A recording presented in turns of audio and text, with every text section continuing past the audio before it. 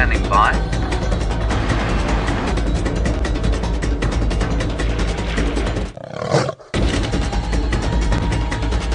Five, four, three, two, one. You are live, you are live.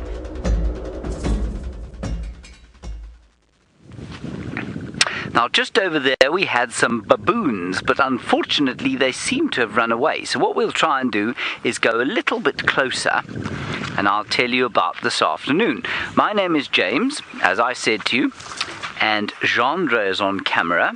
And what we're going to be doing is walking around here on foot and seeing what interesting things we can find. We might be lucky to see something big like an elephant, or something a little bit scary like a leopard. But mainly we'll be looking for little things like the insects and the birds and a few butterflies and interesting flowers, that sort of thing. And then out on drive, my friend Tristan's not on drive, it's Brent. He's out looking for lions and leopards, and Jamie's also out looking for leopards and maybe elephants, and they're in the cars. So we'll see what happens there. Sorry, I've got that completely mixed up. Tristan is on drive, and so is Brent. Jamie's not on drive today. Anyway, they're going to be in the cars, and they're going to be driving around looking for things. It's a very hot day. It's probably about 90 degrees Fahrenheit. And that means that it's hot, and the elephants and animals will be moving down to the water to have a drink. I don't know where these baboons have gone, but I bet you they're watching us. They're sitting here in the grass. All right, we're going to carry on down here, see what else we can find. My friend Brent is out, as I said, and he's got some interesting antelope for you. Welcome, look at that. Isn't that antelope with a funny looking bottom? He's got a big white ring around his bottom. And I wonder if any of you at our wonderful schools who are joining us today can tell me, why does the waterbuck have a big white ring on his bottom? That's a very important thing out here. My name is Brent. I've got my very good friend and fantastic cameraman Wiem, who's on camera with me today, and we're going to try to show you as many wondrous creatures that are out here in Africa. Let's get a little bit closer to these waterbucks so we can have a look at their funny looking bottoms. Now, the boy waterbuck has got nice big horns, and the girl waterbuck doesn't have any horns. Now, the reason the boy waterbuck's got horns is so he can fight with the other boys, so he can have all the best girlfriends. And it's very hot, so she's going to jog away. There we go. And there we go. You can see that she's also got a funny looking bottom, a very big white ring around their bottom. It looks like they've sat on a freshly painted toilet seat. Now, of course, it's very important, and I'm just waiting to hear if any of you can guess why it looks like that. So there we go. Those are the two ladies. Isn't this a lucky boy waterbuck? He's got two girlfriends, and I think one of them is about to come into season, so he's looking to make babies with those girlfriends of his. But we are in a beautiful part of the world at the moment. This is one of my favorite parts of the game reserve, and we're going to go up a road that very few people ever travel down. So very exciting. It's like we're going deeper into the deepest deep bush. But we'll have she's not feeling like showing us her pretty face. And I think the main reason that the females are moving quite quickly is actually to try and get away from the male. Here we go, as they disappear into that lovely long green grass. We're going to do the same. Now, I said we're going to go down a road that very few people ever go down in this part of the world, and you can see this is a nice, well-maintained road, but when we turn to the left, you can see not many people travel down here. Isn't this exciting? We're on such an adventure, and I can't wait to hear your questions as well.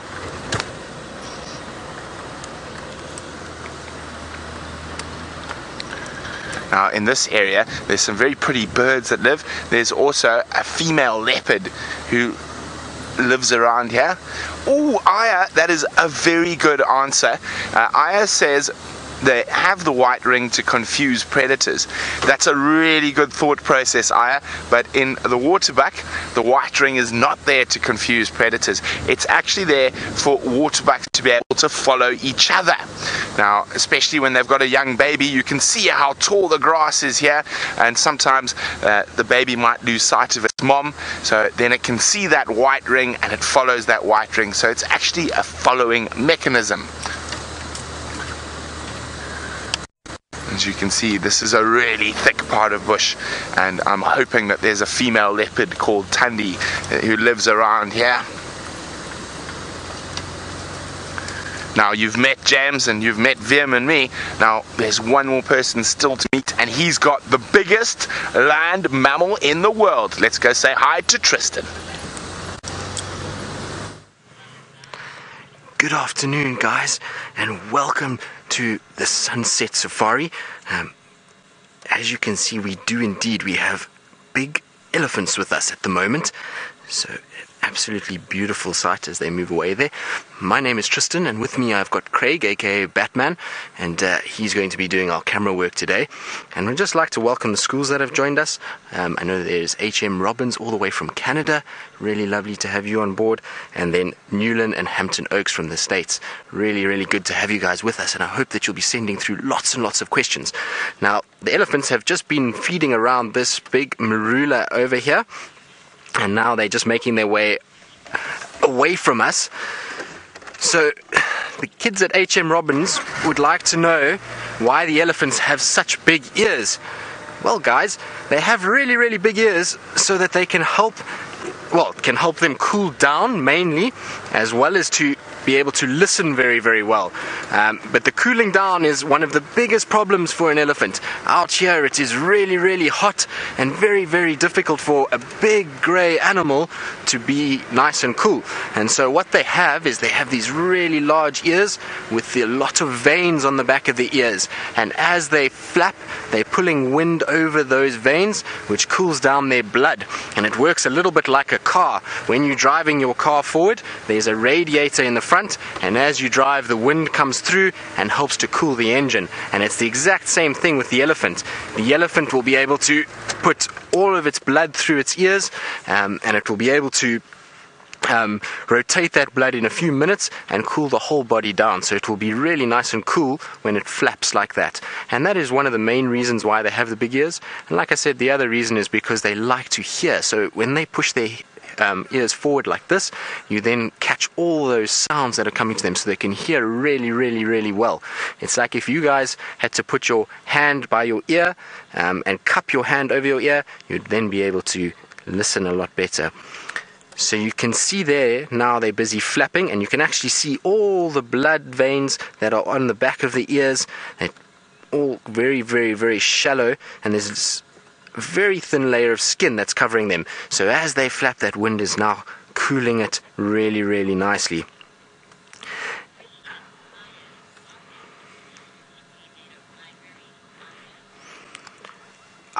Elephant's tusks, yes, they are really made of ivory, and what ivory is basically it's a modified tooth. So it's one of their incisor teeth that has been modified and has grown out and gotten a whole lot longer. And they need that modified tooth for a number of reasons. One is that they can protect themselves, and the other is to use it to feed. So you can see that big female there with her long tusks. There's lots of little scrapes and scratches on there, and you can actually see that her left tusk is slightly shorter than her right tusk. And so basically that left tusk is the tusk that she uses more than the other one. So she'll use that one to break roots, to dig into trees, to pull off bark, and to be able to dig up fruits and tubers and roots. So you can see that she's actually uses her left side more than anything else. But look at them in the shade there, and you can see how they're busy feeling around with their trunks, and what they're looking for is a type of fruit. So on the ground there is lots of little fruits that are falling from the big trees that they're standing under, and those fruits are called marula fruits, and they are packed full of nutrients. There is about 8 times more vitamin C in that marula fruit than there is in an orange. So it is really, really healthy for these elephants to eat them. And at this time of the year, it's like going to the shop and buying their favorite little sweet. And so that's why they're going there. It also helps that it's nice and shady, and so they find a nice place to rest in the shade for a bit, and then you can see they move off, and they'll start to then go to the next marula tree where they will look around for more fruit. Just going to go forward a little bit. So while these elephants are moving, Joe was wondering why they move in groups or in herds together, and the reason is for protection. Alright, so with elephants, even though they are very, very large, if they form a group together, they are much stronger in a group. It means they can chase off things like lions and other predators. Oh, this one's going to the toilet at the moment. But they can chase off other predators and they can protect one another. Also, within these herd structures, there's going to be lots of little babies, and so if they had to separate out of the family group, you would find that those little babies are going to be hunted by hyenas and lions and leopards, and so when they form a big group, there's lots of moms and aunts that will all help to protect those little babies and keep them nice and safe. I don't know if you guys could hear that, but there was a little bit of rumbling behind us, and that is the elephants talking to each other. So most of their sound is at an audio wave that we can't pick up. It's very, very low frequency, but sometimes they'll make these deep grumbles, and basically what they're doing is talking to one another, checking if everybody's okay in the herd, making sure that the little ones are okay, and just checking if everything is running smoothly.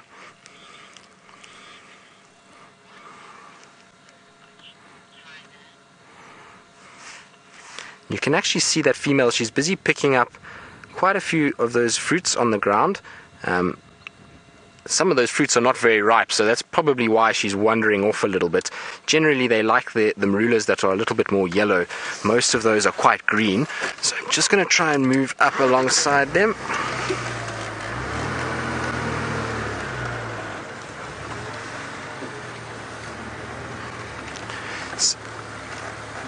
See if we can just get a little bit ahead of them here. But they are moving very, very quickly.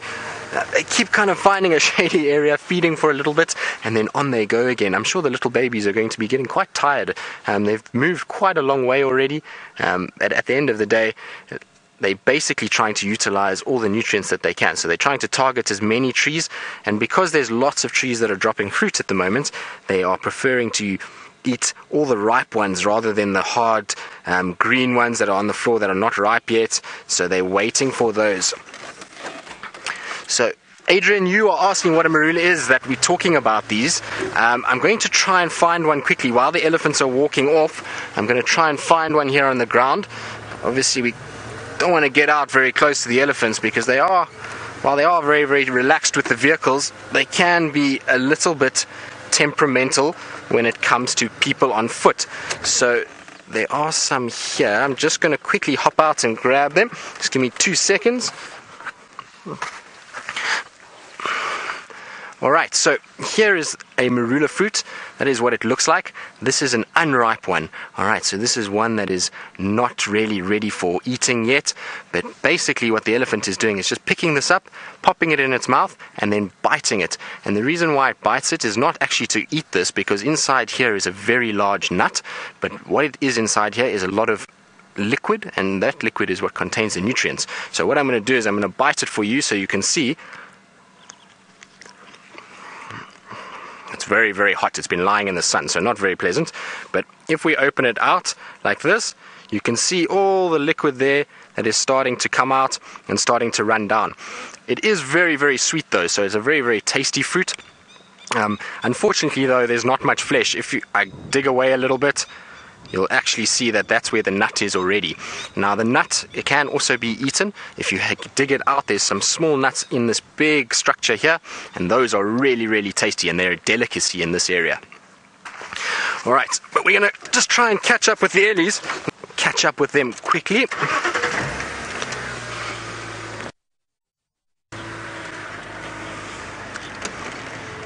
All right, so while we catch up with the Ellies, we're going to go across to James and see what he's got on his bushwalk.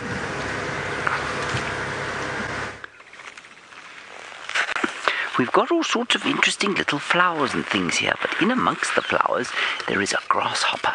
Let's see if we can catch it. It's a special grasshopper. It's called a rain locust or crested locust. Now, Gendre hasn't seen it yet, have you, Gendre? He's very cross now because he hasn't seen it. He's in a sulk. Look down here.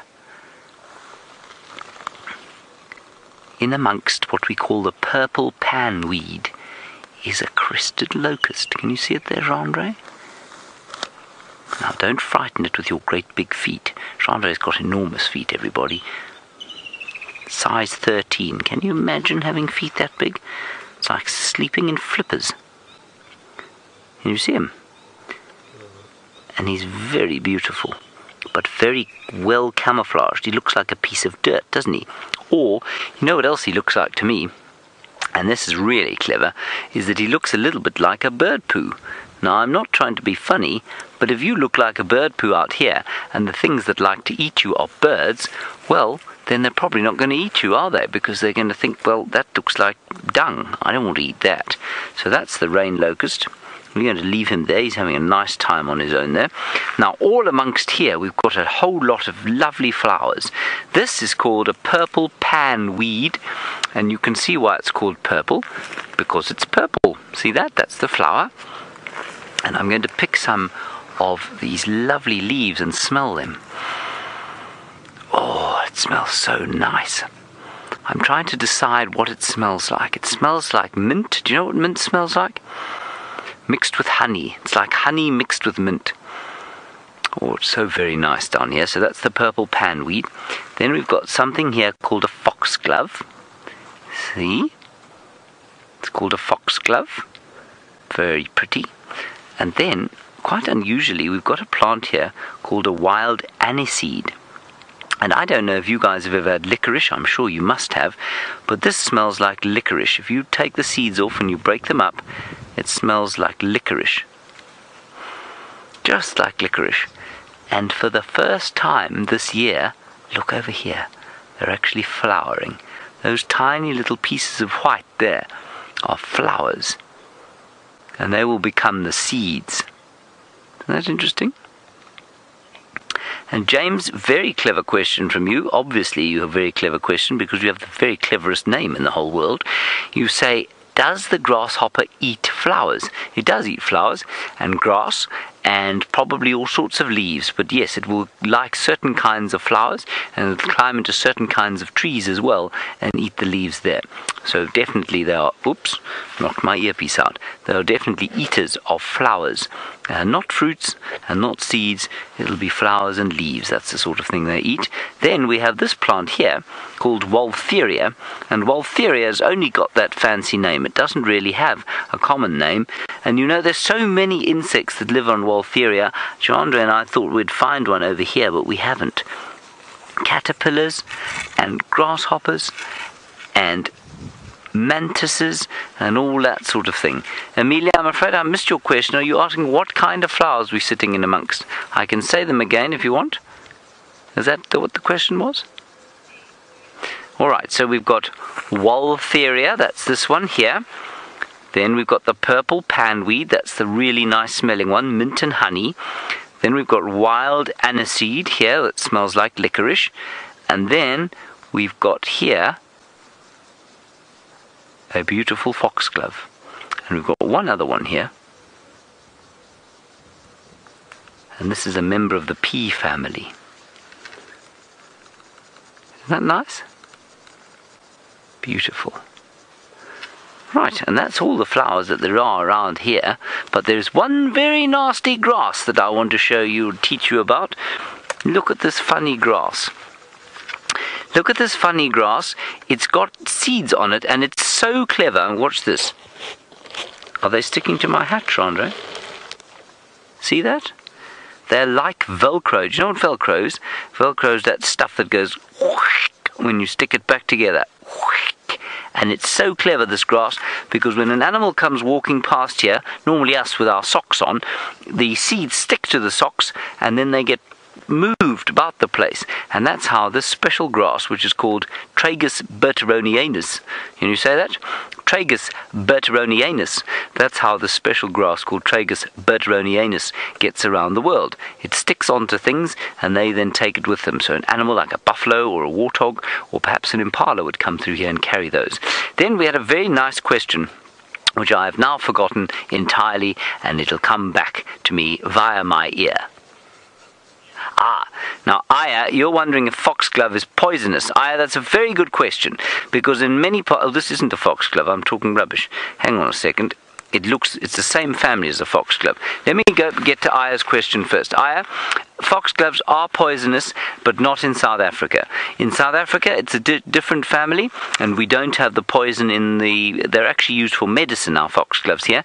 The foxgloves in Europe, and I don't know about North America, have a poison called digitalis in them, and we don't have those here. Now, I told you that this was a foxglove, and it looks very like a foxglove, but I've now looked at the leaves, and it's actually something called a devil's thorn. And the devil's thorn makes thorns that looks like devil's horns, but I don't know that there are any down here. But the most interesting thing about this plant is that if you mix these up with water, these leaves, you can make a very special kind of a soap. And that's how people used to keep clean out here. They used to get into the rivers and then wash themselves with the special leaves. Isn't that interesting? Now, Nathan, as we sit here in amongst these beautiful flowers, you say, do these plants help each other? Nathan, I don't think they do a huge amount of helping each other, no. I think what they do is they maybe provide a little bit of shade for each other, so that the devil's thorn likes to grow where there's a bit of shade, so perhaps it's growing in the shade of these ones. They're growing here because we're at the bottom of a slope. And that means that water, after the rain, comes flowing down the slope, and it eventually forms a little river.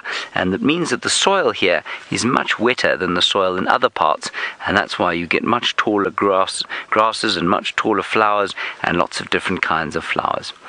All right, Tristan is still with those elephants. We're heading down to a waterhole. Let's go and find out what those great grey beasts are doing.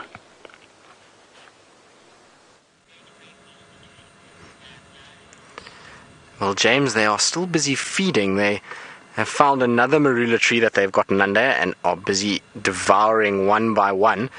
They have popped in quite a few under this tree already. You can see the big adult female to the left, and in all likelihood, she is the mother of all of these elephants that we see here. They're at about the right age to be all of her offspring, so she would have had the bigger one first, and then obviously coming down from there. So I'm pretty sure that she is the mother of those three on the right, and then those are all just siblings. Probably about between them, there's normally about 4 years between each one. Sometimes can be a little bit earlier, 3 years if conditions are really good, but generally about 4 years between each calf. Now you can see she grumbled a little bit, and that little one has come in, and look at that, look, it's having a little drink of milk. Well, it's trying to, it's got its trunk up and trying to suckle, but I think mom is not letting it at all. Now, interestingly enough, because it's very, very hot, I've been watching these little ellies, and the little ellies are very clever. What they've been doing is they've been following their mother around, but making sure that they're always on the side of shade. So they're using their mom as like a mobile umbrella. You can see there, every time she moves, they move in the shade, and that keeps them nice and cool, and it stops the sun from beating down on them. So poor mom, who's getting hot, is actually providing shade for the little ones. But isn't that cute? Amazing.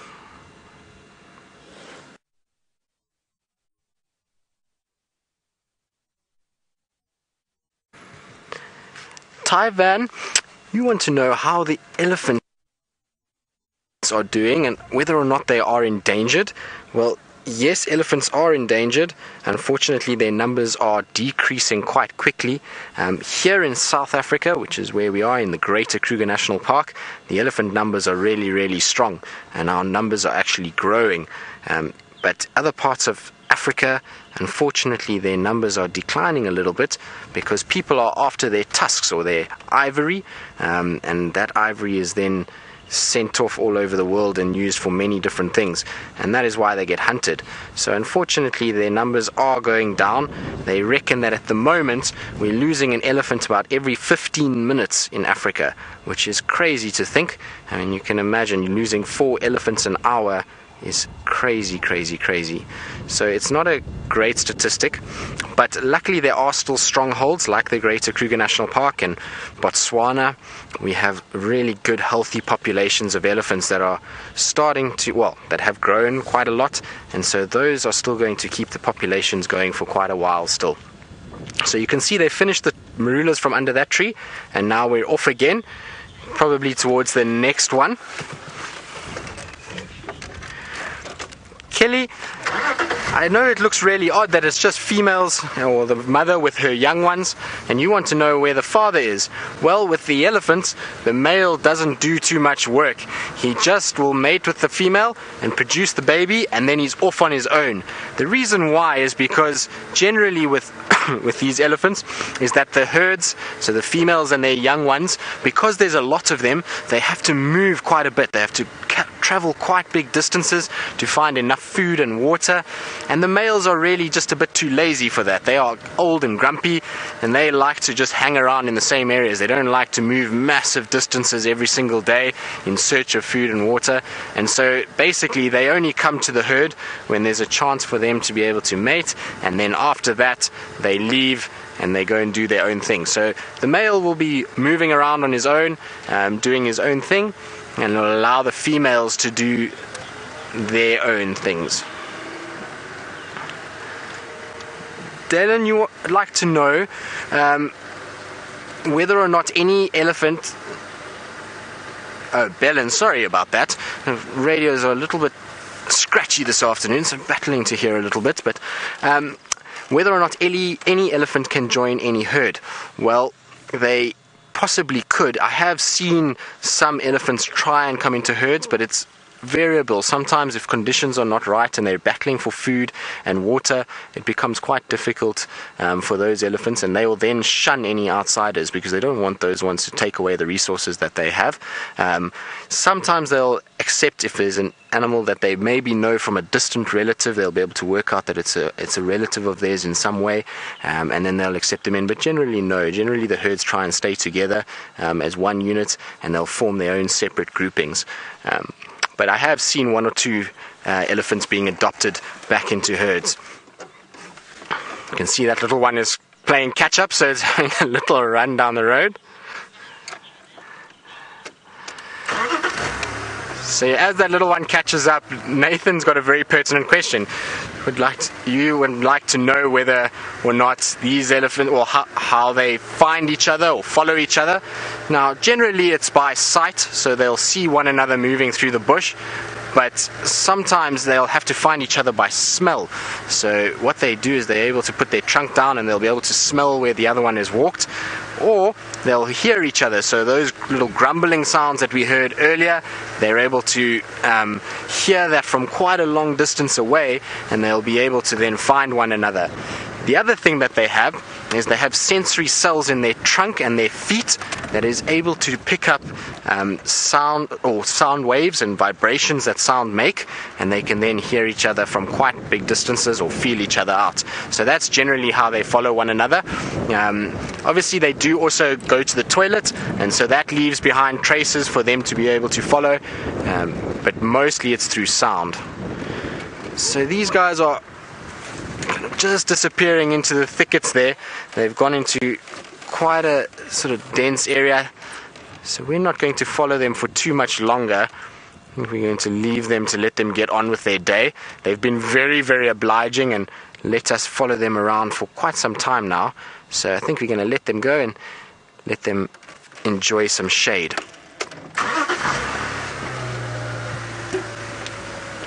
But wasn't that lovely? It's amazing when you get to see elephants. They are one of my favorite animals.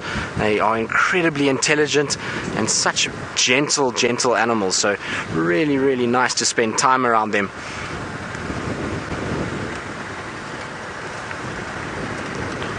I'm sure they eventually are going to start ending up going for water this afternoon. It is warm, so for an elephant, the next best thing after marulas on a day like today would be a nice big mud wallow and a nice big drink. So I would imagine that they will be heading towards water at some point. Oh, we had a little red-backed shrike that was here, which is a type of bird. I'm just not sure where it's flown off to. I think it's flown, unfortunately. It was perched very nicely next to the road. And talking about birds, we're going to go across to Brent. He's got a rather large eagle for you guys to have a look at. Look at this beautiful African fish eagle. Now I'm trying to see if it maybe doesn't have something that it's caught on the edge of the water there. It's quite difficult to see. It's quite far away, and if we go any closer we might scare it. What have you caught, Mr. Fish Eagle? Well, we'll keep an eye on him. If he starts feeding, we'll have a look. Now, there's also one of the biggest animals out here in this beautiful big waterhole. We've got a lovely little group of hippos close to us here, and I'm trying to see if we can see them. They're all keeping their heads a little bit low. It's quite windy here at the waterhole today. So they're protecting themselves from the sun by popping their heads under the water, and sometimes you'll just see just their noses. Oh, there's a little ear wiggle. Hello, hippo.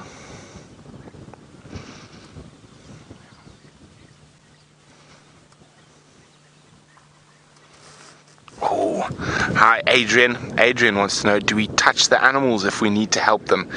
Adrian, we don't really help the animals here if they are hurt by other animals. It is a wild system, so the animals have to hurt each other to survive.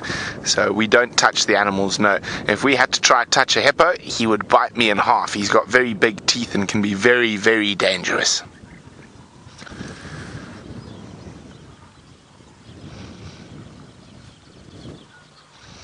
What else is out here? And there's lots of it. There's a big herd of impala out on the open grasslands nearby. There we go. You can see them all eating. Lovely green grass that's come out after the rain. Now I'm trying to see if there's some big crocodiles that live in this water as well. So that little Inyala over there, better look out. So I've seen that big crocodile very close to where those back are. Now Elia is wondering why hippos stay in the water. Elia, it's because they are trying to hide from the sun. So hippos even have their own sun cream. So you see that pinkish secretion around their ears and eyes. There we go. Now they secrete a very oily substance that helps protect them from the sun. So this is the best way for them to be protected from the sun, is to be in the water. And they only come out of the water at night, and that's when they can travel many, many miles to eat grass. So even though they live in the water, they eat grass. So they have to get out of the water, and they can travel as far as 20 miles a night to get the necessary grass they need.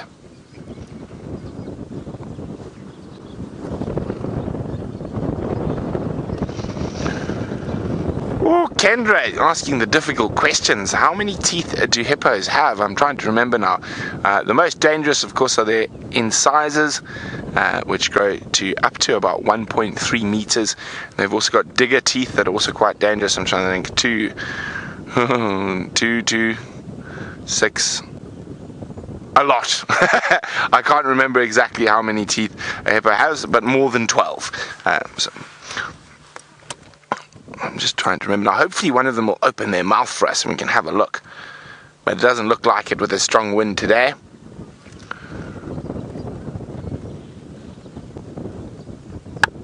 We've got a very strong wind coming across the water.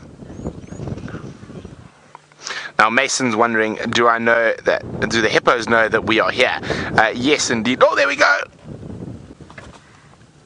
It's a little hippo, so not too big a teeth, but he did do a little yawn. Yes, they do know that we are here, and They feel comfortable and safe in the water. If I had to go walk on the edge of the water, they might become aggressive. They might charge out at me. But I'm sitting quite far away from them. They know we're here, and they know we're not trying to put any pressure on them.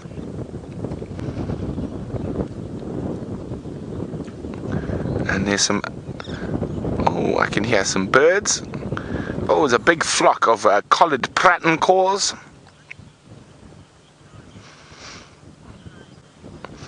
Now, there we go. There's some lovely birds. Now, Ty Van is wondering, why do the hippos live in large groups? Oh, is that an oxpecker? Look at that. So, oxpecker landing on the hippo because it's a safe place to drink from. He doesn't have to worry about anyone trying to attack him when he's on a hippo's back, because no one's going to attack the hippo. Now, oh, you better make sure his drinking spot doesn't go underwater. Yeah, quick drink. So Ty Van was wondering why... Oh, there we go. Oh, you just got to see some of those big teeth there. Why the hippos live in big groups? Well, it'll be the dominant males that keep groups of females together, and that's probably for mating. When they leave the water to forage for food, they are pretty much solitary. A big boy. That looks like a nice... Oh, there's a tiny baby. There's the tiny baby. He was born last week, Monday. Oh, there he pops down. So, RJ was wondering, how long can a hippo hold its breath for? Not very long. About, oh, look at the little baby popping his head up. About 5.5 minutes. Is all they can do. Now, they can't swim either, so that little baby sits on its mom's back, and that's how it gets around. Now, where's that little one? Now, he's popped down. There he is. Boop.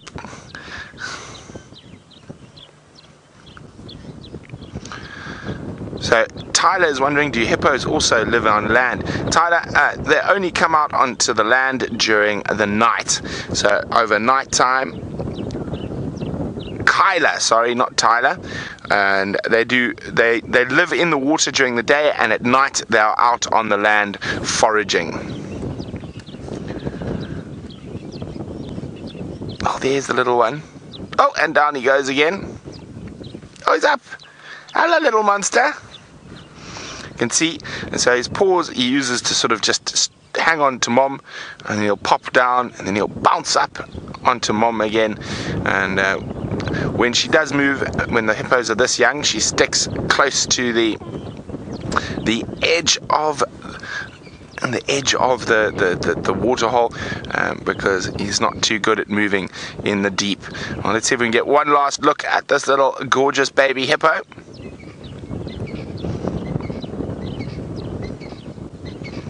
No, he's hiding under the water. Okay, so let's go to James, who sounds like he's doing something silly in the grass.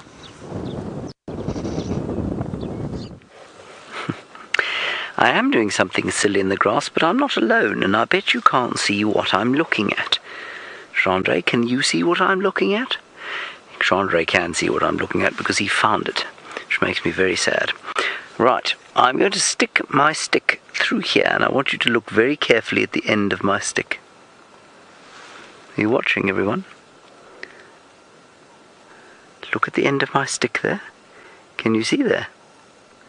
That is a stick insect, and it is disguised so that it looks exactly like a piece of dry grass. Now, I don't know if you managed to see it. I'll point it out again here. See where my finger is? This piece of yellowish stuff here is in fact an insect. Isn't that amazing? And it thinks that we don't know that it's here. You see, it thinks that we think that it's a stick or a piece of grass. But we know, because Chandra spotted it. It is an amazing creature. Now, if I was a bird, remember we were talking about that locust and the fact that it looks a little bit like a bird dropping, and so nothing will want to eat it. Well, this thing probably is quite nice to eat, but who could possibly find it? be almost impossible. If I was a bird walking through here looking for nice things to eat, I would not be able to see that stick insect. Isn't that amazing? Very nice. Now, that's not the only thing I can show you here. I've got another 2 things I want to show you. The first is a flower called the purple trumpet flower. And what we've done is we've prepared something here. We dug it out. Here is the actual plant. And unfortunately I broke the root by mistake while I was digging. That's not the best thing to do. It's better to try and leave these things in the ground and intact. But what I wanted to find was a piece of the rootstock. And here is the piece of the rootstock. It's called a tuber. And when you've got a tuber like this, what you do is you boil it in water or you put it on some fire to make it hot. And then if you've got what we call a tumor or a growth on your skin, you put this thing on the growth and apparently it will help. Now that's a local remedy from the Shangaan people or the Xitsonga people who live in this area, and one of them is Rexon, who's taking us on this walk. You can't see him now because he's really good at hiding himself, but he's around here somewhere, and he told us about this special plant that the local people use here because of course they don't have doctors out here very often. I'm afraid I missed that, Aya. What was that question? Oh, what does the stick insect eat? The stick insect, they eat all sorts of interesting things, but mainly a stick insect like that will eat flowers and flower nectar and that sort of stuff. They don't eat meat. They're vegetarians and they like sweet stuff out of flowers. Then, the other thing I wanted to show you here, also found by Jean Drey while I was digging there, is the wild foxglove. Remember I told you that we'd found a foxglove and we hadn't? I told you an untruth by mistake. This is the wild foxglove that we get out here. Whoops, the daisies. That's not very good. And what I want you to take special note of is those purple stripes there. Can you see that? Those purple stripes to something like an ant or a fly, well, they look like a runway. Have any of you seen a runway at night time? Perhaps you've seen them on TV, a runway where an aeroplane lands at night time where they put all the lights there. That's what this looks like to a fly or to an ant. And they come crawling in there, and then the plant is very clever, just like that devil's thorn which we were showing you earlier. Because I've pulled this one off, I'm actually going to break it in half, just so I can show you. I didn't mean to pull it off the plant. As far as possible, we try not to destroy anything out here, but sometimes it's difficult.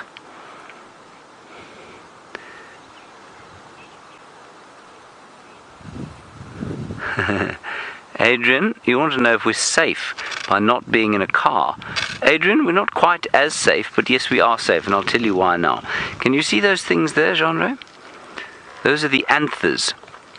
And they sit on the top of the plant, which means that the fly or the bee or whatever it is that comes in here to drink the nectar will have pollen covering its back when it leaves. And that means that the next flower it goes into, it will leave that pollen there. And that means that the plant will be fertilized by the bee or the fly or whatever comes in here. Isn't that interesting? Delicious, marvelous, good stuff. We can eat these. They're not poisonous to us at all. Righty. Now, we're not in any danger. We're not in any danger because I'm trained to be in this area, which means I know what to look for. And if we do see something like, say, a buffalo or perhaps an elephant or a lion, I know how to react. I'm not going to run away. I know how to get away, and we've got this special thing here which tells us which way the wind's blowing.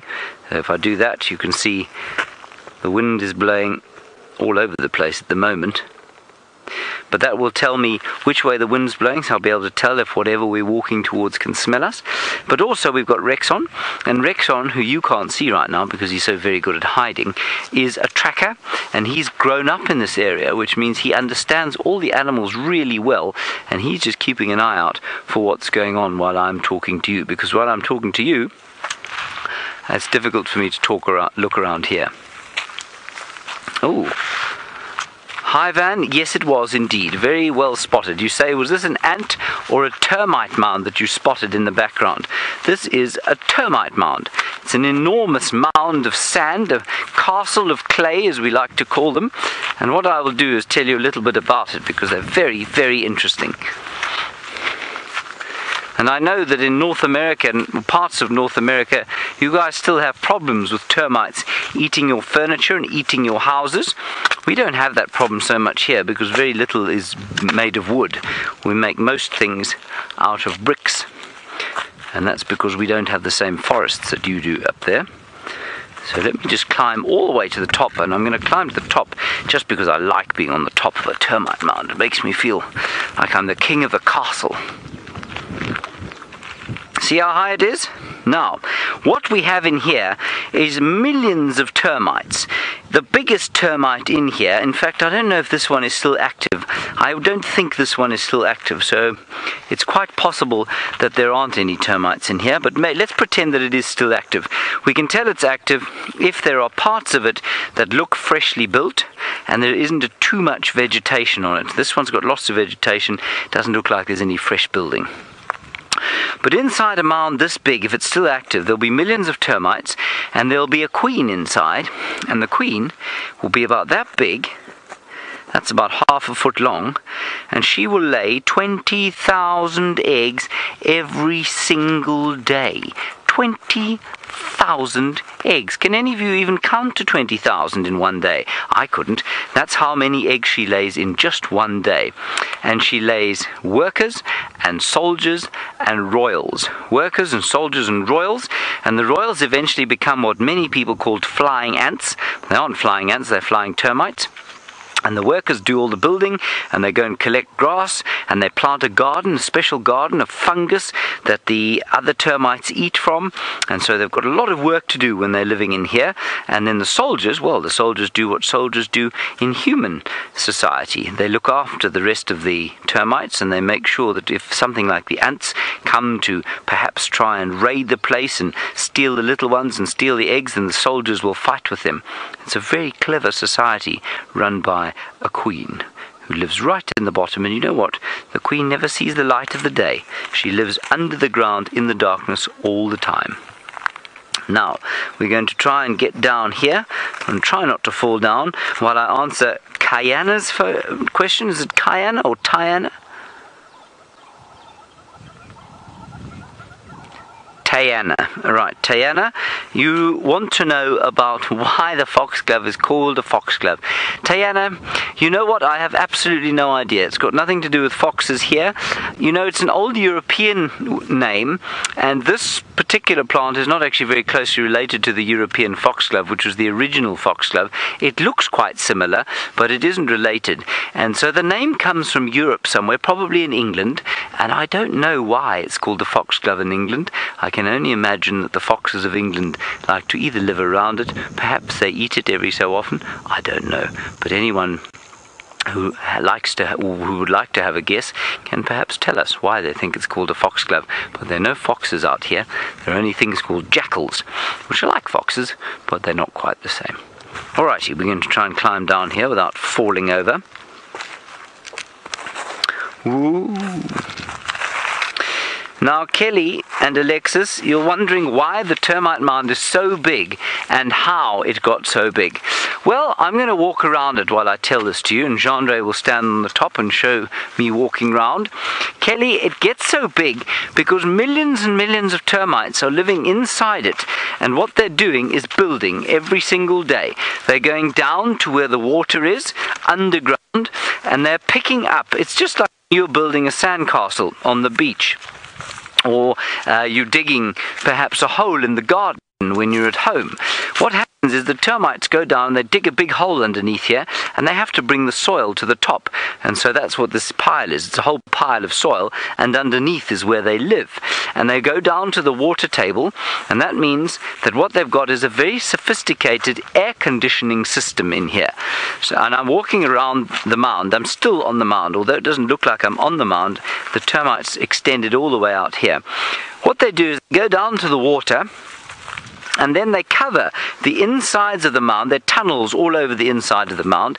They cover those tunnels with water, and that means that when the air flows through them, it stays cool. So it's like an air conditioning system. Now, can you imagine how clever those insects must be to have developed their own air conditioning system inside the mound?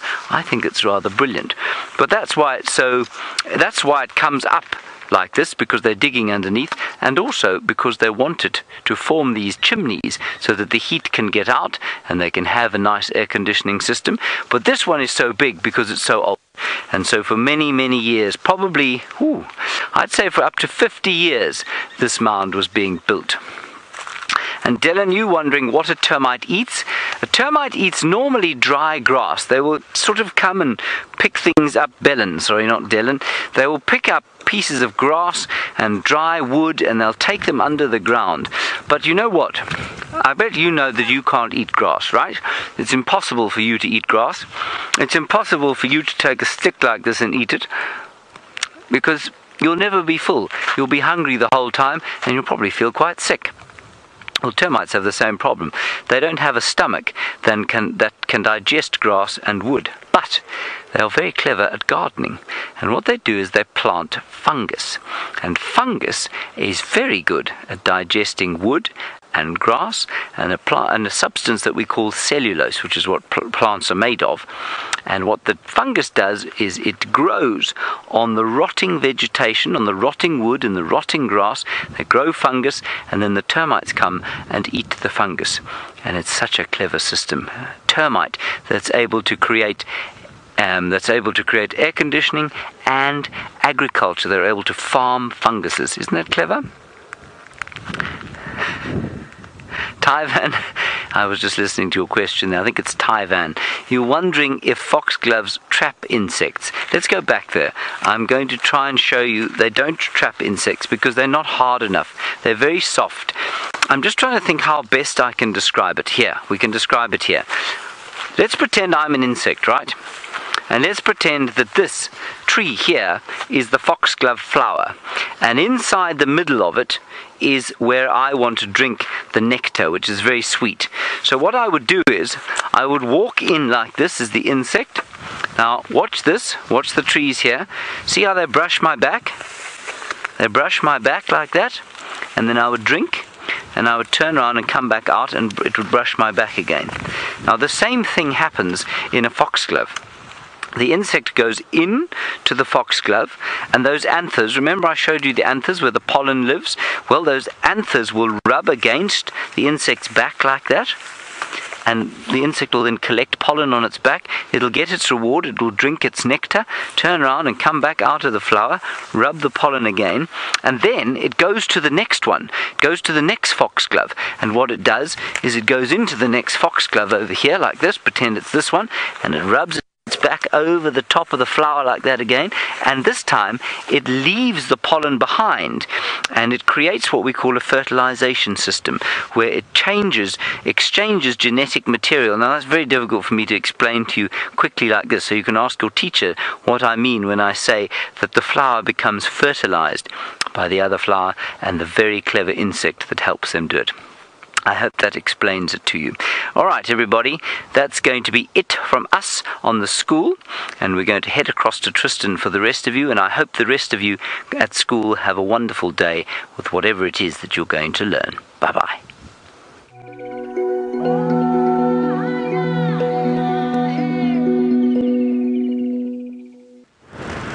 Well, welcome back, guys. We are currently on Arathusa airstrip, and we've come here to look for any signs of lions. I had a report that the sticks, and actually I can see the lions, they are straight in front of us. They're busy lying in the shade straight in front there, which is great news. Awesome. So we're going to go and just get a little bit closer and see what's going on. But as far as I heard, it was the Styx Pride that were here, so it'd be really nice to catch up with them. I wonder if maybe their young ones are with them. It would be really good if they are here as well. But it looks like they're doing what most of the animals are doing at this stage, and that is trying to find some sort of shade. On this airstrip in particular, it is very hot, so I would imagine a bit of shade And it looks like they've got themselves a really, really nice place. It's got a little water hole here. There's a nice little shady section. So we're just going to quickly, if we can position ourselves where we don't get roasted by the sun as well.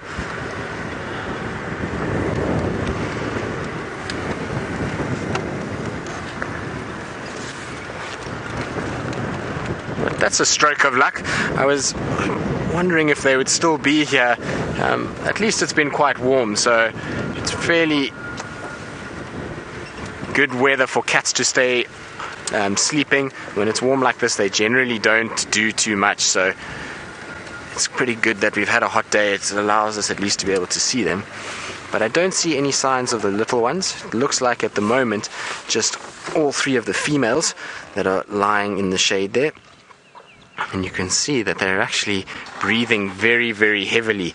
It's excessively hot today, so for them, you know, that fur that they've got is going to be really, really warm and very, very uncomfortable.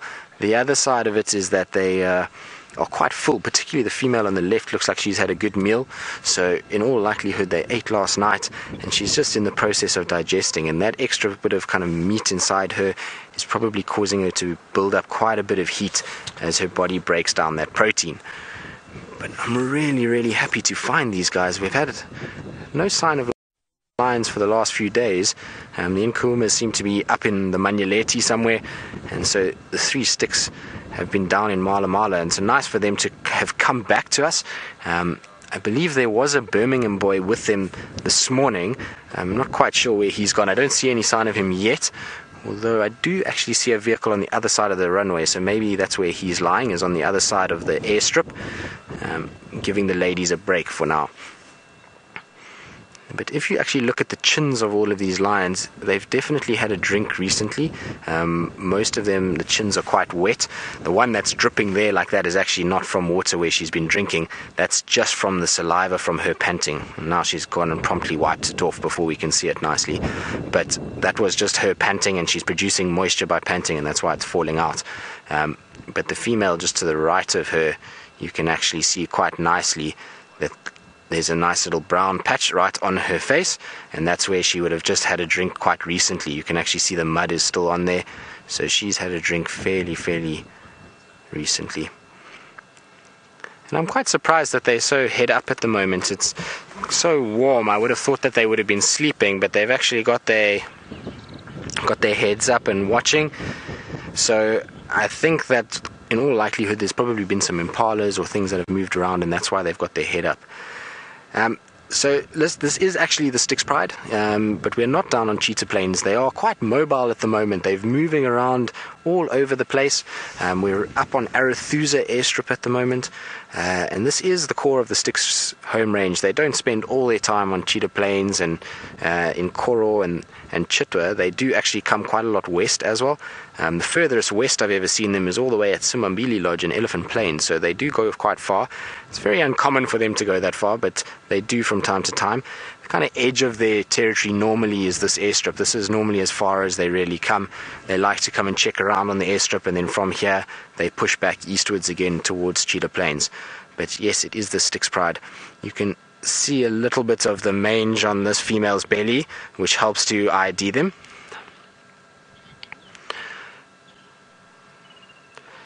So Daniel, it's a very relevant question. I'm actually not sure where the cubs may be. Given that they're quite full-bellied, I would have imagined that they would have had food somewhere. It's possible that the cubs have just been stashed somewhere close by to this airstrip, and they were potentially hunting here early this morning, and they've just stashed the cubs, and then they'll go and fetch them later. It just got a little bit hot and they didn't go back to them. The cubs are still quite small. They're about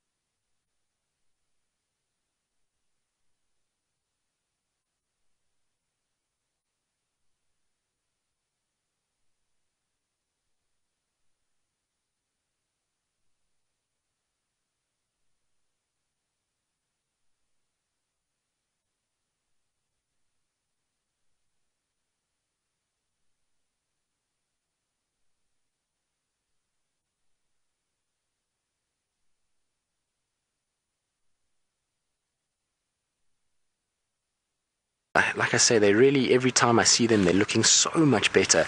They've had a really rough run of it because of the mange that they had during the drought. They really battled a little bit, but they've really started to come back into their own as we've had some rain, which has started to kind of kill that mite off a little bit. So their condition is far better, and they've really starting to look very, very healthy again. So I'm really happy about that. And like I say, the two little cubs, the last time I saw them, were absolutely full and fat, and they were waddling around, and so hopefully they're going to survive. We really would be nice for the sticks to get some sort of a survival rate going. They've really had a hard time of it the last few years. A number of different male coalitions have come through this area, and it's meant that they really haven't had a positive growth through the pride. So I'm hoping that these two cubs that they've just had will survive, and then hopefully the other two females will mate fairly shortly. Maybe that's why that Birmingham boy was following them this morning. Could be that one of these females is coming into estrus, and possibly then there's going to be some mating going on. But yeah, so while we sit and watch these guys for a little bit and see what they get up to, we're going to go across to Brent, who's on Cheetah Plains, and see what he's up to.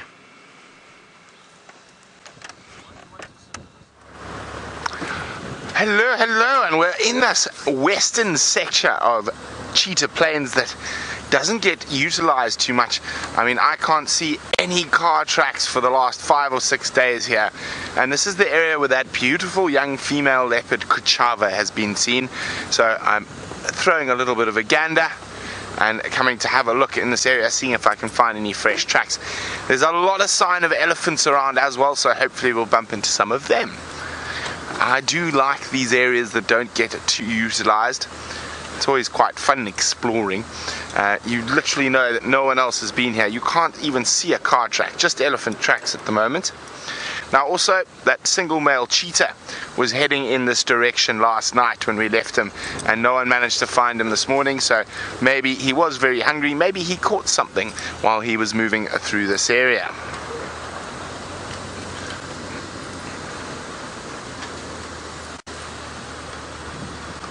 And if you want to ask us any questions about where we are, what we're doing, what we're up to, what we're looking for, you can do that by getting hold of us on the hashtag Safari Live on Twitter, or you can send us an email to questions@wildearth.tv.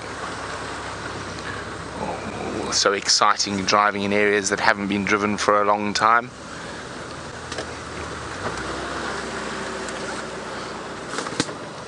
Now this area has proven to be quite good for the birds recently as well, so we will keep our eye open for any feathered friends. But so far it just looks like a lot of elephant activity in this area. Now it's a really hot day, there's not too strong a breeze in this area, so I'm checking in the big trees as we drive through here, making sure that that leopard isn't just lounging up high to get away from the biting flies and bugs.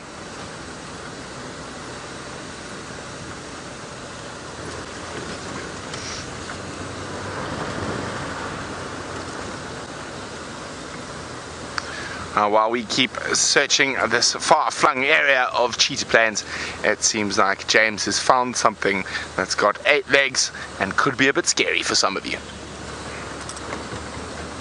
Yes, something that has 8 legs that Leo Smith calls an arachnid. There it is. It's a daddy long-legged spider, and this particular arachnid is living inside the hole of a marula tree where a branch used to live, but it was obviously ripped free by elephants at some stage. And it's a rather interesting looking hole that I think is quite deep. Now you may notice my voice starting to change as I sing into the hole. Rexon's convinced that there is a very large snake living up the top of here, so I'm not going to put my head all the way in. What it was doing when we got here was what Jean-Andre described as disco dancing. And what that meant was that it was moving itself purposely left and right so that it looked like the empty husk or exoskeleton of a daddy long-legged spider that had shed its skin when it got bigger. Now, down here, we have got 2 things. One, a vicious assassin bug. Can you see it there, Jean-Andre? Nasty, nasty fellow. But they are very colourful, are the bugs. And Jondre, you said you saw mantis. Yeah, on the ground. On the ground? Can't see with the mantis to get the front of the head. Okay. But above the marula nuts. Above the marula nuts? Yeah, further. Yes. Further. Yes. Go left. Left. Can't actually see with the camera from now on. Yeah, there we go. You Staring at you. It's staring at me. Are you staring at it? Oh, wow! That is brilliant, Jondre. One hates to say that to you, of course, but yeah, I must confess. This is fantastic. It is a mantis. It is not a stick insect. It is a mantis in full sort of defensive pose. There it comes. It's coming up the tree now. Now, it is disguised as an animal that has disguised itself as a stick. In other words, it has disguised itself as a stick insect in order that it might eat stick insects. I suspect. Yes, I can see you. Can you see it there? What a fantastic fellow. Maybe a lady. She just looked at me. And she's got her legs out in front, and on them a vicious spike, which she'll no doubt use to impale her prey. What a startling creature that is, moving around the wood. Now, I mean, the question is, I don't think she's necessarily a stick insect specialist. She looks like a stick insect, but has she evolved like that because it's a very good way for the stick insect to avoid predation, and therefore a very good way for a mantis to engage in predation? So maybe she eats all sorts of other kinds of insects, or maybe she's evolved specifically to get close to stick insects. I can't tell which I think it is. You see her eyes there now glistening in the light. You just move this one plant up there. This plant there, Yes. how's that? The assassin is going to get me now. Isn't that gorgeous? Now just cleaning her rapier weapons and then snapping them back into place like a kung fu master.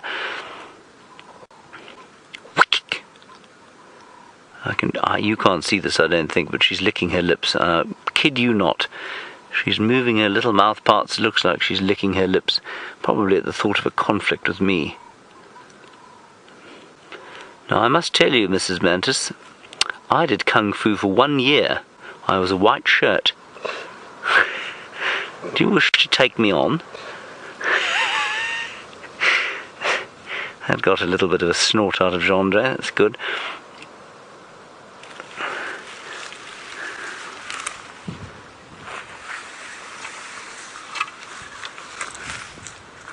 While I take on the mantis, Tristan is going to show you the Birmingham boys.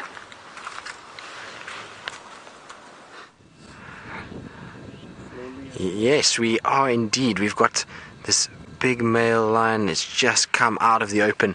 One of the females has gotten up and just carried on walking straight southeast, and there's a couple impala that have started alarm calling, and that woke the male up, and he's now just come slowly out of his little thicket there, and I think he's a bit torn as to where does he go. Does he come to the shade where there's two girls, or does he just follow the one female that is mobile?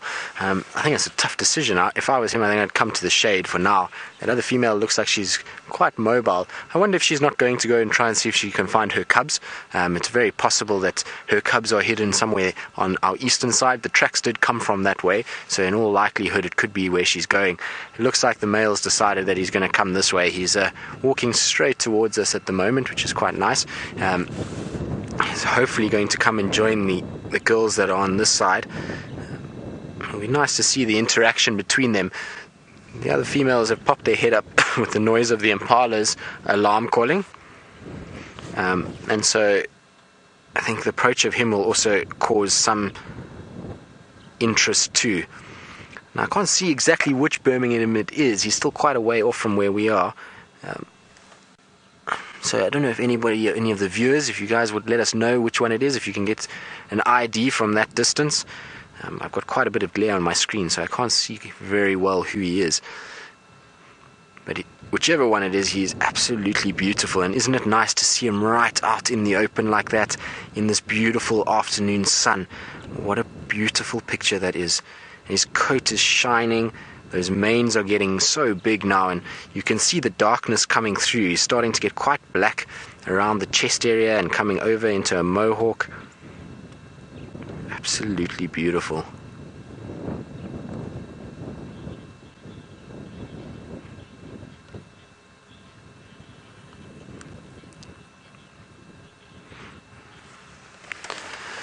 Janice, with the animals' alarm calling, all animals will hear that alarm call. What happens is that they utilize it as a way of defending each other. So when they're herbivores, they're not going to eat one another. So if they can shout and tell the other herbivores that there is this threat, then they will do that. So they all hear each other. They know very well that if impalas are calling, if you're a wildebeest and you hear impala's alarm calling, that there is going to be somewhat of a threat. So they do all know very well. They won't only listen to their own species.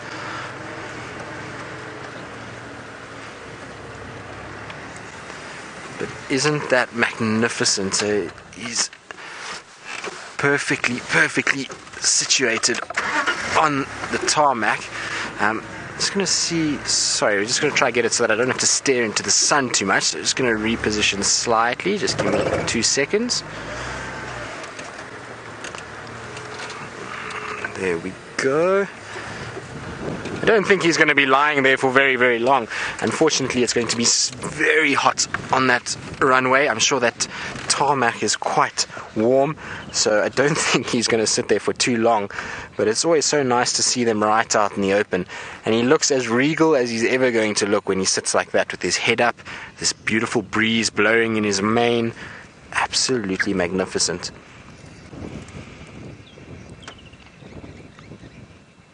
And you can see he's quite warm. He is panting a little bit as well. And look at that yawn. Watch the teeth. Aren't those teeth incredible? So I think it's Tinyo by the look of it. It looks like that bottom left canine is missing, so I think it's him. But I'm not 100% sure. Like I say, if some of the viewers can maybe let me know exactly who it is. I'm not that familiar with the names of the Birmingham boys. Like I say, I didn't see too much of them in the last few months. And I know the names were given to them, and I'm not actually sure which Birmingham boy was assigned with which name, but I think this is Tinyo, the one that we call Tinyo, but we'll get some confirmation just now.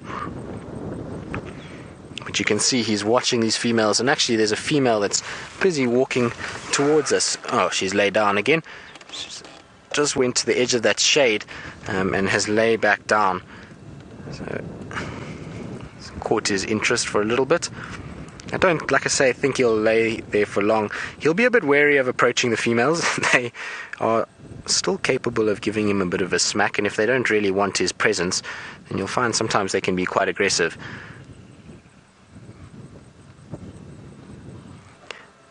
But you can see she's just staring down to where one of her relatives is gone. See, the Birmingham boy is up as well. He's just coming across past the front of the vehicle here. Isn't that magnificent? So you can get a nice size ratio there.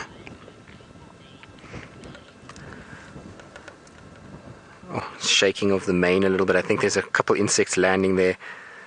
So Alex, the darker manes, it is true that there is generally a sign of older, more dominant males, but there is a certain amount of genetics involved as well. So the lions in this particular area, they tend not to be very dark maned, and they tend to have quite mixed manes. So you'll find a little bit of black, a little bit of blonde. They don't get those really deep black manes that you'll see in the Kalahari Desert in those areas. So there is a slight difference in variation in certain areas. And like I say, but as they get older, generally their mane starts to darken, and it does signify a more dominant male. So let's see how these females react to him. He's just slowly approached, and the one female has turned.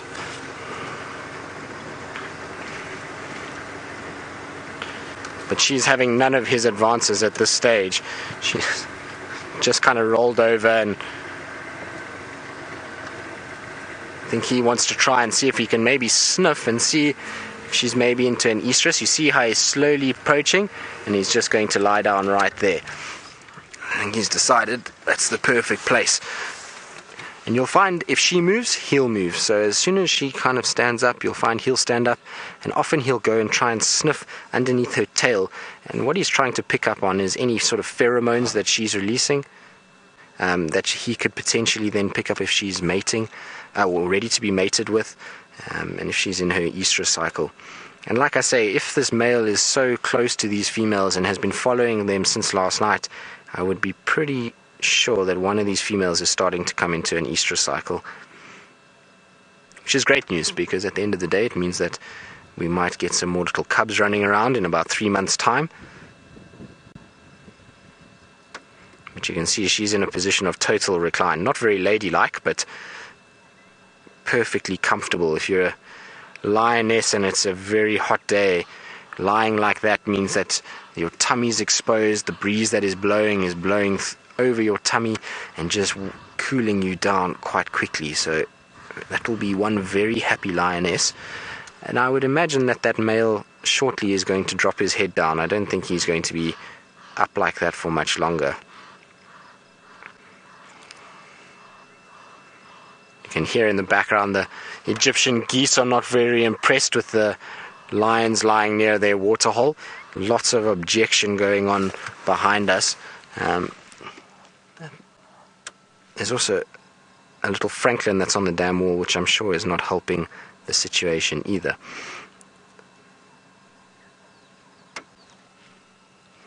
So there's a little francolin that's walking around. When the francolin appeared, the Egyptian geese started to go quite crazy. And that is a little Swainson's spurfowl, actually. It's not a francolin. It used to be called a Swainson's francolin, but the name was changed to a spurfowl because of the big spur on the back of its leg. It's got like a little sort of pointed spur is the name, and they use that when they're fighting for dominance and to challenge for females. And so the name was changed to a spurfowl. And they are quite common in areas like this, particularly big open sections. They really, really like those kind of areas. It allows them to be able to forage for grass seeds and still be able to see predators as they go. But it will be completely unperturbed by the lions. Had there been a leopard here, you would find that those francolins would be alarm calling a lot more. And that's because the leopards tend to hunt the francolins quite a bit, whereas these lions, especially a big male like this with 2 females, they're not going to be interested in a francolin at all. It's going to be far too little for the 3 of them to share, and so they'll only be looking for much bigger animals. In fact, these guys are really pretty much buffalo specialists, so what they really go after is buffalo mostly. That's what they like to hunt, and what is their preferred sort of choice on the menu. You will find that they will go after wildebeest and zebra and kudu as well. Given that it's only 3 females, if the male's not with them, then sometimes the buffalo are a little bit tough to bring down. Although this pride seems to manage quite well. I've seen them on a number of buffalo carcasses over the years. And there's still a few buffalo walking around that are still a little bit skinny and kind of thin from the drought, and so that's what they will be banking on, is finding those kind of animals. But judging by her, she definitely had something very decent to eat. The others don't look that full at all. In fact, the female that walked away earlier, she was actually very skinny. She didn't look like she got anything. So maybe they caught something small like a little baby impala, and the female that is lying there with the fat belly got the lion's share, so to speak.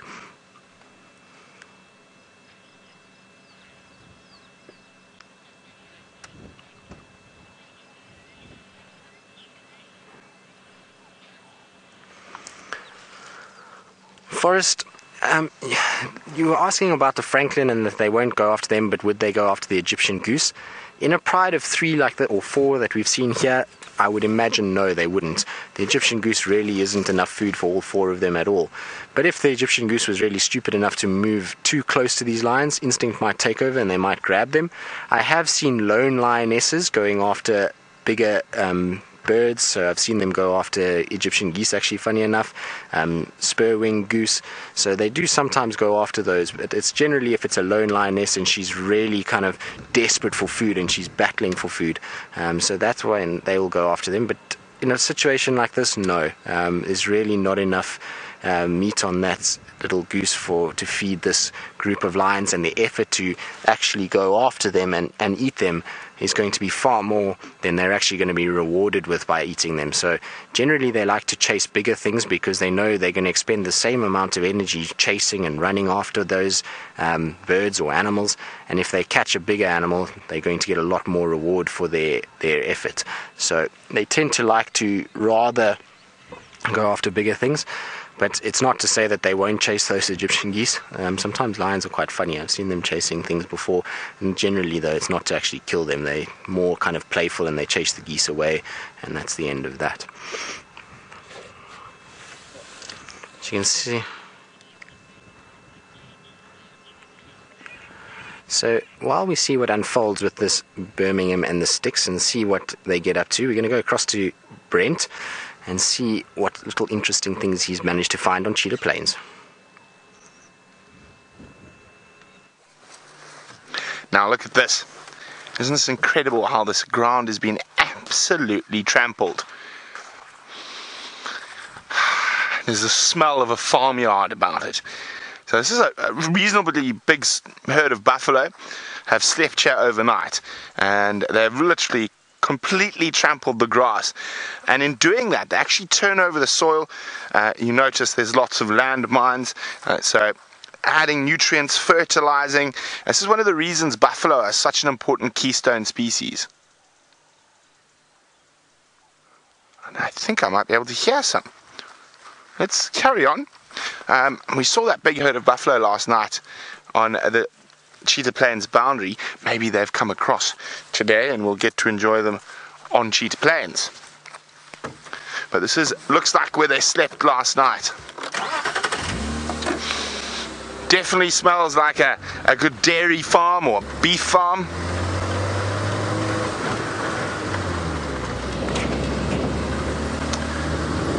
So we're right close to that lovely big open area now.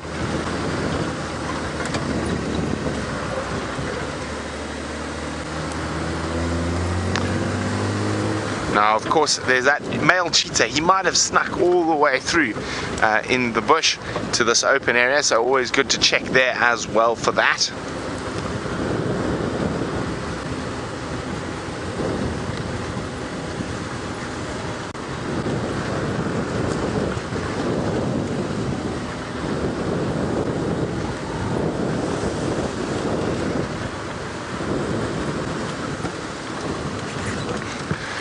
Hello, Mr. M, who's a new viewer to Safari Live and is wondering, can you eat buffalo?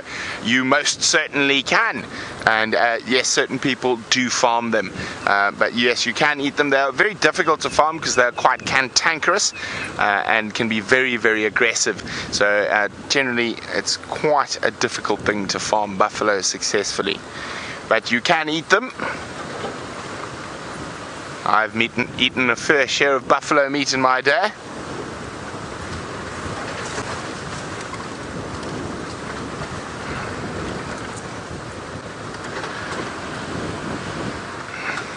Okay. Oh, they're still in Mala Mala. But I did hear a buffalo brr when we were looking where they'd been sleeping. Well, they're a bit closer. They really are enjoying this luscious green grass on these open plains. Old poor Gnorman's got invaders. For those of you who don't know who Gnorman is a wildebeest. We nicknamed, he lives down here, his name is Gnormless Gnorman the Gnu. And let's see if we can spot Gnormless amongst the buffalo.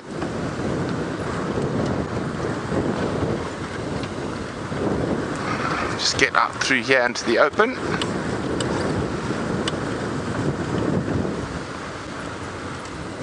Oh, isn't this absolutely magnificent? I can't see my good friend old Gnorman. Maybe he's hiding amongst the buffalo. There we go, probably about 250. Spread all the way from over there right across.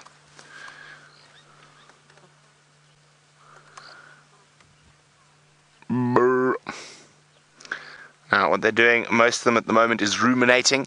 So they've been feeding, and now during the heat of the day, they're resting up and re-chewing their food to make sure they get the most out of it.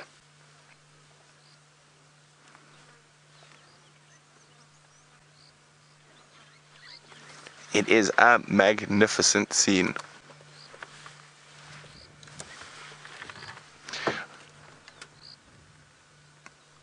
Okay, let's see, those bulls look a bit closer down there. Now, just because the buffalo are here doesn't mean the cheetah aren't. Now, always want to double check and check carefully with your binoculars when you come to a nice area like this. And this is an area the cheetah really do enjoy.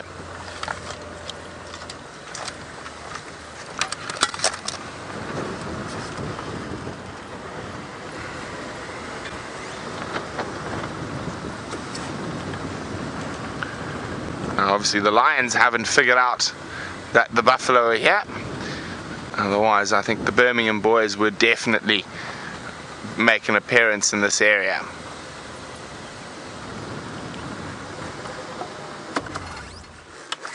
Hello, buffaloes.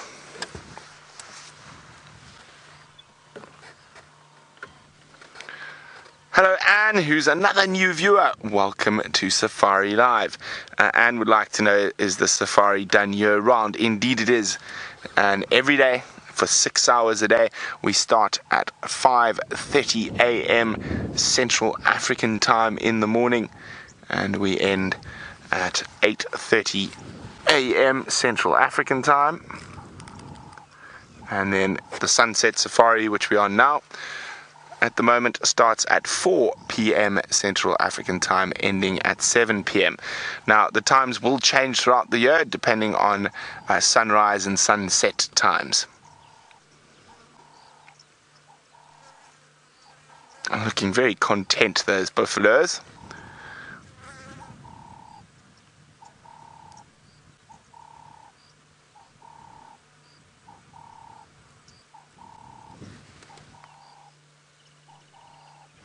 You'll probably find, until the lions find them, they're going to spend the next couple of days around here taking advantage of the nice grazing.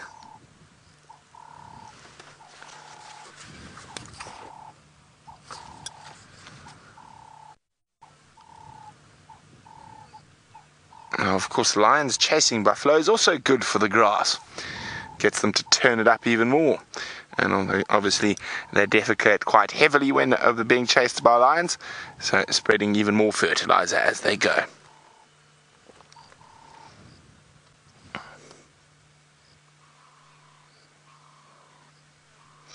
Well, we're going to leave the sleeping buffalo, see what else we can find on the great grand open plains. And speaking of someone who's great and grand, well, at least his languages, let's go back to James Hendry.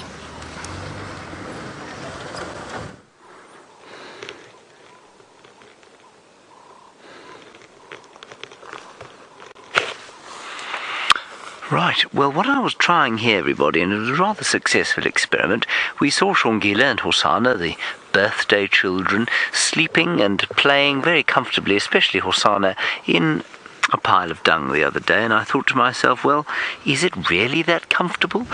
And I have to tell you that were Gendre to disappear right now, and I could just lean my head on my stick like this, I think I'd pass out probably within about 2 minutes, and it would be very pleasant indeed, listening to the birds, the odd fly flying past, and the gentle southeaster wafting over this perfectly aged mattress of mine, of bush potpourri with slight essence of dung.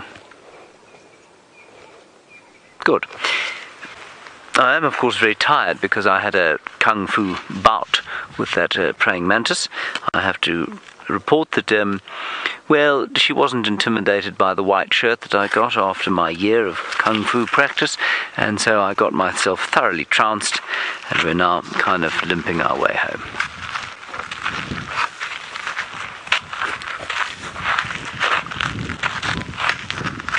That is obviously ridiculous. Now, we've had reports that Karula and Shongile were on a carcass just to the south of the boundary earlier today. They finished the carcass. They've moved off. Where have they gone? And now my suspicion is that they're coming to the fireside chat to be part of the party. Don't you think, Jean-Andre? Absolutely. I knew you'd think the same thing as me. I don't actually believe that that's what's going on. I suspect, we don't actually know where they are. We were told maybe Twin Dams. We did go and check there, well, not us specifically, but two trackers went to have a look there. Nothing was there, so I think they're probably to the south of the boundary and will be enjoying their birthday, well, without us. But that's not to say that we won't celebrate it. There are many alarm-calling cisticolas and things in here, and there were alarm-calling Franklins just through there. Maybe they've come up north, I don't know. Now, we also found tracks of Tingana the leopard on this road. Now, 2 nights ago, of course, I had him on this road. Rex and Jean-Andre, I might add, both thought that the tracks that were over here were fresher than 2 nights ago, and we think maybe Tingana has come back through here and then headed south into Hoffman's, and I think that he's after Karula. I think she's in estrus again, or she's certainly got a proto-estrus or something like that coming up. So that's quite interesting. Here's where he came out. Hang on a second. Now that is the track. That's definitely... No, that's a hyena. Never mind. That's a hyena, forget it. This is where Tingana came out 2 nights ago. We were parked that side, came wandering out here onto the road. Anyway, so he's definitely in a bit of a twitter trying to find his lady friend. That's a very good question from Stuart about whether or not I would have been eaten if I'd fallen asleep there during the day. Stuart, it's unlikely, simply because it's still quite hot. If I'd stayed there after dusk, let's say Tingana came past there at dusk the same time that he did 2 nights ago, I think he probably would have left me alone. If a hyena, however, had come past in the dark, absolutely I would have been in trouble. Thing is that during the middle of the day, while we're not intimidating to animals when we're lying down, very few predators move during the day, except, of course, leopards. Leopards do move in the day, much more than we think they do. So I remember when I was doing my unarmed walks, which I've told many of you about before, during the training we had to walk the bush unarmed, and, it got quite hot in the middle of the day, and